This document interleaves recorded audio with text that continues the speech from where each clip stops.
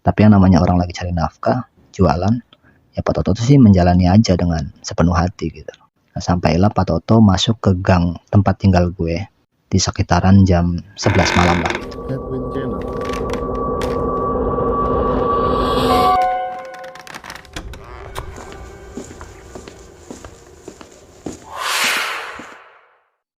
Sempat cerita malam Jumat.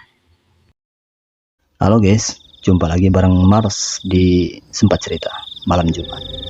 Malam Jumat kali ini gue pengen menceritakan satu kejadian horor yang dialami oleh seorang penjual sekoteng yang ada di tempat tinggal gue. Jadi cerita ini adalah cerita nyata, pengakuan langsung dari penjual sekoteng keliling. Namun sebelum gue bercerita, buat semua sahabat Sempat Cerita yang kebetulan melihat video ini dan belum memberikan subscribe, silahkan tinggalin jejak dengan memberikan subscribe, like, dan tekan lonceng notifikasinya sebagai bentuk agar channel kami tetap bisa berkembang. Dan inilah Sempat Cerita Malam Jumat. Seperti di awal tadi, malam ini gue mau bercerita tentang pengalaman seorang pedagang sekoteng keliling. Kalau yang nggak tahu, sekoteng itu kayak wedang jahe gitu, kayak wedang ronde. Jadi dulu di kampung gue sekitar 10-15 tahun yang lalu, itu ada penjual sekoteng yang biasanya keliling masuk ke gang-gang rumah gitu loh. Nah, untuk informasi nih, kalau di depan rumah gue itu dulu ada pohon baujan. Pohon baujan itu pohonnya gede, tinggi gitu loh. Jadi pohon baujan itu konon kata sebagian warga sekitar tempat tinggal gue sih dikeramatkan karena beberapa hal yang gue juga nggak tahu ya. Tapi untuk warga sekitar, apalagi kalau pendengar Sempat Cerita ini adalah warga sekitar tempat tinggal gue, mungkin nggak. Kalau dulu sekitar 10-15 tahun yang lalu memang ada pohon baujan gede di sana.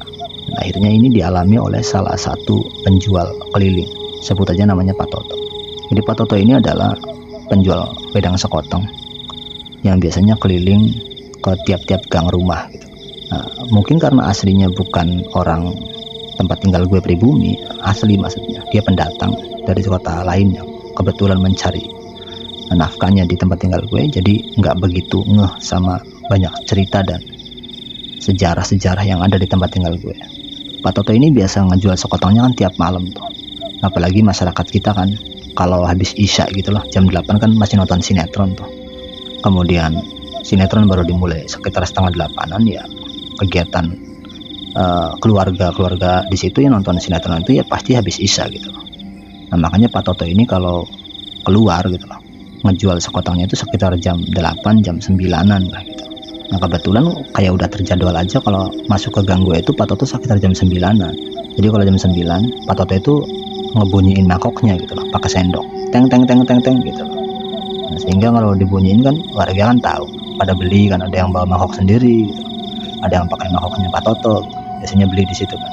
Hari itu di mana Pak Toto mengalami kejadian mistis itu yang menurut Pak Toto tidak pernah bisa dilupakan dalam pengalaman hidupnya Pak Toto. Entah kenapa hari itu tuh beda kan. Biasanya cuaca cerah gitu loh ya, nggak tahu beda aja gitu. Malam itu tuh cuacanya agak beda kalau Pak Toto, karena mungkin sorenya sekitaran jam 5 itu hujan, dan hujan tuh baru reda di jam 8. Jadi Pak Toto yang biasa keluar jam 8 dari gang ke gang itu jadi agak terlambat menjajakan sekotengnya karena habis hujan. Pak Toto ini baru masuk ke gang gue itu sekitar jam 10, setengah 11 atau jam 11 malam. Ya mungkin jam segitu kan warga sekitar udah pada tidur kali ya. Tapi yang namanya orang lagi cari nafkah, jualan, ya Pak Toto sih menjalani aja dengan sepenuh hati. Nah, sampailah Pak Toto masuk ke gang tempat tinggal gue di sekitaran jam 11 malam lah.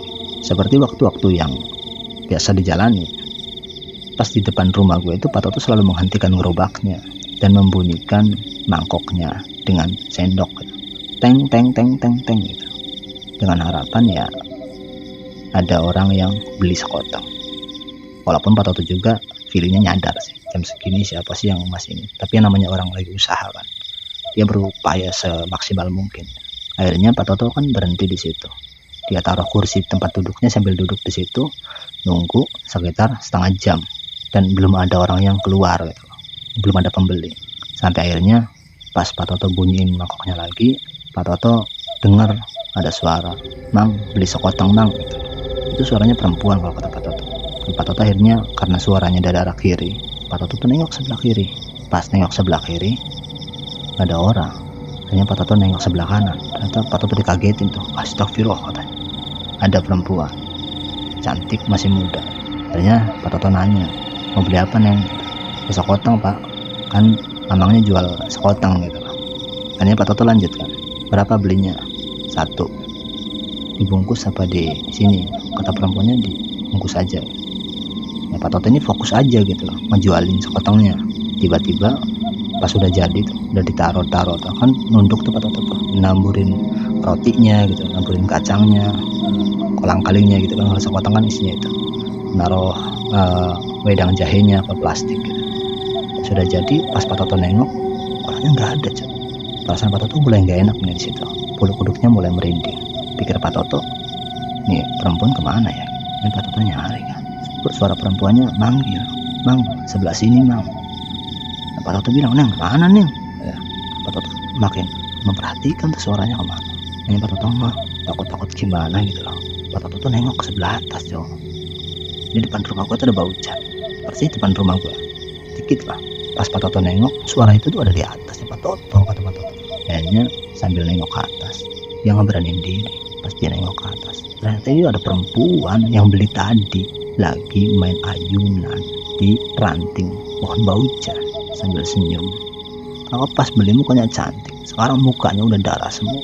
Sambilnya tangannya itu mengasih isyarat manggil, mang sini mang, atau kesini mang. Sambil ketawa, cekikikan gitu. Hanya Pak Toto udah kaget ya, kalang kabut. Pak Toto lari tuh sambil bawa gerobaknya itu. Udah isi sekoteng tuh nggak karu-karuan itu. Pak Toto terus lari sekitar beberapa meter. Akhirnya ketika dianggap aman tuh, Pak Toto berhenti di satu tempat kan. Masih sih nggak jauh dari tempat tinggal gue sih, maksudnya lari beberapa meter aja lah. Di situ Pak Toto menghela nafas sambil dia menyusun kembali nafasnya gitu. Pak Toto sambil ngebenahin kan yang tadi acak-acakan. Tiba-tiba ada suara lagi, mang mana sekotengnya? Pak Toto tambah merinding tuh. Tapi suaranya tuh ini ada di samping. Pak Toto bingung, mau nengok bingung, mau gua nengok juga bingung. Akhirnya ya namanya juga orang jualan kan, ya udah deh nengok aja.